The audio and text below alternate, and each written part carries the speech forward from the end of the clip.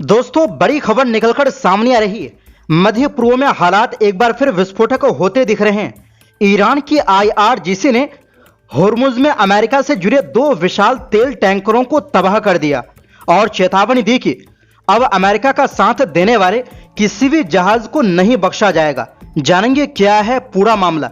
अगली खबर में आपको बताएंगे, सीरिया के द्रुज समुदाय के बड़े धार्मिक नेता ने सुवेदा इलाके को लेकर इजरायल के समर्थन में ऐसा विवादित बयान दिया है जिसने मध्य पूर्व में हलचल मचा दी। और आखिर में बात करेंगे ब्रिटेन से आई उस खबर की जहां 40 साल पुराने हिंदू मंदिर की संपत्ति को एक मुस्लिम संस्था को बेचने के फैसले पर हाई कोर्ट तक मामला पहुंच गया है। तो बिना समय गंवाए शुरू करते हैं खबरों की। दोस्तों, ईरान और अमेरिका के बीच तनाव अब दुनिया के सबसे अहम समुद्री रास्ते तक पहुंच गया है।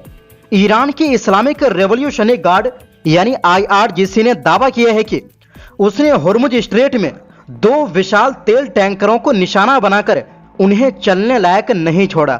आईआरजीसी ने अपने बयान में कहा कि ये दोनों सुपर ऑयल टैंकर अमेरिकी उकसावे में आकर तय समुद्री रास्ते की बजाय एक प्रतिबंधित और बारूदी सुरंगों वाले रास्ते से गुजरने की कोशिश कर रहे थे। इतना ही नहीं, दोनों जहाजों ने अपने नेविगेशन सिस्टम भी बंद कर दिए और कई बार दी गई चेतावनियों को भी नजरअंदाज कर दिया। ईरानी सेना का कहना है कि इन जहाजों की वजह से स्ट्रेट ऑफ होर्मुज में दूसरे जहाजों की सुरक्षा भी खतरे में पड़ गए थे। इसके बाद आईआरजीसी ने कार्रवाई करते हुए दोनों टैंकरों को निशाना बनाया और उन्हें पूरी तरह नष्ट कर दिया। आईआरजीसी ने चेतावनी दी कि जो भी देश या जहाज अमेरिका का साथ देगा या प्रतिबंधित रास्ते से गुजरने की कोशिश करेगा, उसे भारी नुकसान उठाना पड़ सकता है। ईरान का कहना है कि ऐसी हरकतों से स्ट्रेट ऑफ होर्मुज दोबारा खोलने में देरी होगी और पूरी दुनिया में तेल संकट भी पैदा हो सकता है। आईआरजीसी ने यह भी कहा कि क्षेत्र में अशांति फैलाने की हर कोशिश का कड़ा जवाब दिया जाएगा और ईरान अपनी सुरक्षा से किसी भी तरह का समझौता नहीं करेगा। इससे पहले ईरान की सबसे बड़ी सैन्य कमान खातम अल अंबिया सेंट्रल हेडक्वार्टर ने भी साफ कहा था कि अमेरिका को किसी भी कीमत पर होर्मुज स्ट्रेट के संचालन में दखल नहीं देने दिया जाए। ये बयान उस समय आया जब अमेरिकी राष्ट्रपति डोनाल्ड ट्रंप ने संकेत दिया था कि अमेरिका इस रणनीतिक समुद्री रास्ते पर कंट्रोल कर सकता है। ईरान का कहना है कि अमेरिका और इजरायल के हमलों के बाद उसने अपने दुश्मनों और उनके सहयोगियों के लिए होर्मुज स्ट्रेट बंद कर दिया था। बाद में अमेरिका द्वारा ईरानी जहाजों और बंदरगाहों पर दबाव बढ़ाने के बाद वहां सुरक्षा और भी सख्त कर दी गई। ईरान की पर्शियन गल्फ स्ट्रेट अथॉरिटी यानी पीजीएसए ने भी घोषणा की है कि क्षेत्र में अमेरिकी सेना की गतिविधियों की वजह से फिलहाल होर्मुज स्ट्रेट से किसी भी जहाज का गुजरना संभव नहीं है। अगर ये तनाव और बढ़ता है तो इसका असर सिर्फ मध्य पूर्व ही नहीं बल्कि पूरी दुनिया के तेल कारोबार और वैश्विक अर्थव्यवस्था पर भी पड़ सकता है। दोस्तों, ईरान ने यह कार्रवाई ऐसे समय में की है जब अमेरिका की तरफ से ईरान पर लगातार हमले जारी है। वहीं दूसरी ओर दोस्तों, सीरिया के दक्षिणी प्रांत सुवेदा से एक ऐसा बयान सामने आया है जिसने पूरे मध्य पूर्व की राजनीति में हलचल मचा दी। दरअसल सीरिया के द्रुज समुदाय के प्रमुख धार्मिक नेता हिकमत अल हिजरी ने कहा है कि अगर जरूरत पड़ी तो सुवेदा प्रांत को इजरायल के साथ जोड़ने या उसकी सुरक्षा में जाने पर भी विचार किया जा सकता है। एक कार्यक्रम में बोलते हुए उन्होंने कहा कि उनका सबसे बड़ा मकसद सुवेदा की स्वायत्तता यानी अपने इलाके पर खुद का कंट्रोल बनाए रखना है ताकि वहां के लोग सुरक्षित और आजादी से रह सकें। यानी उसका सीधा मतलब सीरिया से अलग होकर सुवेदा को अलग देश बनाना या इजरायल के साथ मिल जाना। उन्होंने कहा, हम उन लोगों को कभी नहीं भूलेंगे जिन्होंने मुश्किल समय में हमारा साथ दिया। खास तौर पर मैं इजरायल का जिक्र करना चाहता हूं। जो हमारा सम्मान करेगा हम भी उसका सम्मान करेंगे और उसकी मदद से अपने लोगों की सुरक्षा सुनिश्चित करेंगे। हिकमत अल हिजरी का यह बयान ऐसे समय आया है जब बशर अल असद की सरकार गिरने के बाद सीरिया में अलग अलग समुदायों के बीच लगातार हिंसा हो रही है।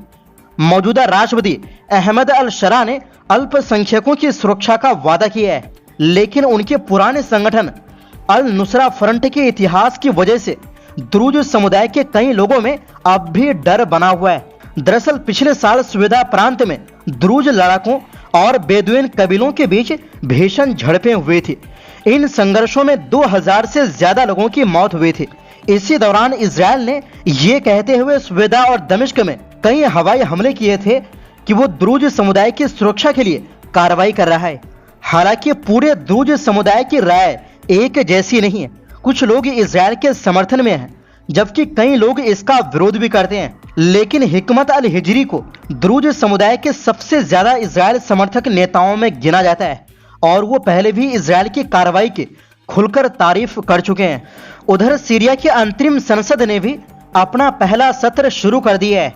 राष्ट्रपति अहमद अल शरा ने इसे सीरिया के नए दौर की शुरुआत बताया। सरकार का कहना है कि 13 साल के गृह युद्ध के बाद फिलहाल आम चुनाव कराना संभव नहीं है, लेकिन लोकतंत्र समर्थक कई संगठनों का कहना है कि ये प्रक्रिया पूरी तरह लोकतांत्रिक नहीं है। अब हिकमत अल हिजरी का इजराइल से जुड़ने वाला बयान सीरिया की राजनीति में एक नई बहस छेड़ चुका है। और वहीं दूसरी ओर दोस्तों, लंदन से करीब 120 किलोमीटर दूर पीटरबो शहर के एक 40 साल पुराने परिसर यानी न्यू इंग्लैंड कॉम्प्लेक्स को लेकर बड़ा कानूनी विवाद खड़ा हो गया है, जहां भारत हिंदू समाज का एक मंदिर और कम्युनिटी सेंटर चलता है। ये परिसर इलाके के लगभग 4000 हिंदू परिवारों के लिए पूजा करने और सामाजिक सांस्कृतिक त्योहार मनाने की एकमात्र जगह है। लेकिन स्थानीय सरकार यानी पीटरबो सिटी काउंसिल ने इस पूरी संपत्ति को नीलाम करके यूनाइटेड किंगडम इस्लामिक मिशन नाम की एक मुस्लिम संस्था को बेचने का फैसला ले लिया है। इस फैसले से नाराज होकर हिंदू संगठन हाईकोर्ट पहुंच गए हैं, जहां हिंदू प्रबंधन ने साफ किया है कि उनका विरोध किसी मुस्लिम संस्था से नहीं बल्कि काउंसिल के गलत तौर तरीकों और भेदभावपूर्ण फैसले से है।